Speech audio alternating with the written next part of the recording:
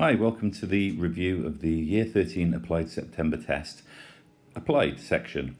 We're going to go through all of the questions. Let's start with question 1. This one refers to an online newspaper and their desire to do a survey.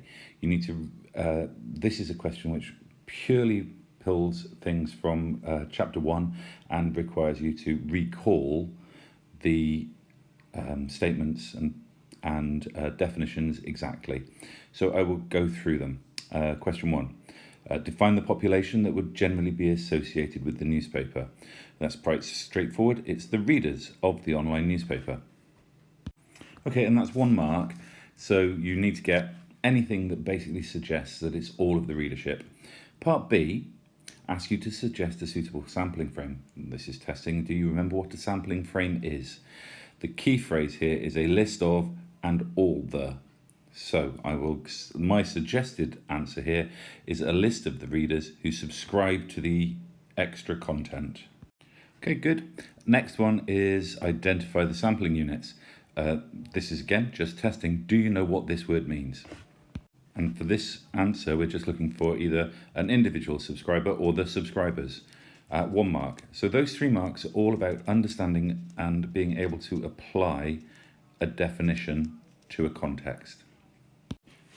In part D, we're asked to give 1 advantage and 1 disadvantage that could have resulted from using a census.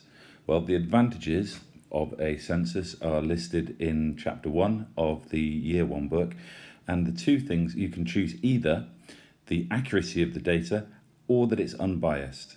The disadvantages are the classic one to choose would be that it's difficult to get 100% response to a survey, but you could also add that it may be time consuming and difficult to process the data.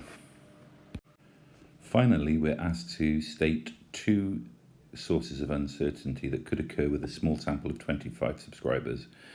Obviously, the first one is that there's a natural variation within a small sample. And secondly, we may be introducing bias by only picking certain types or certain groups of subscribers. Other ones may be underrepresented. I would summarize that in 2 words, natural variation and bias. Okay, that's the end of question 1. Take your time to review if you need to.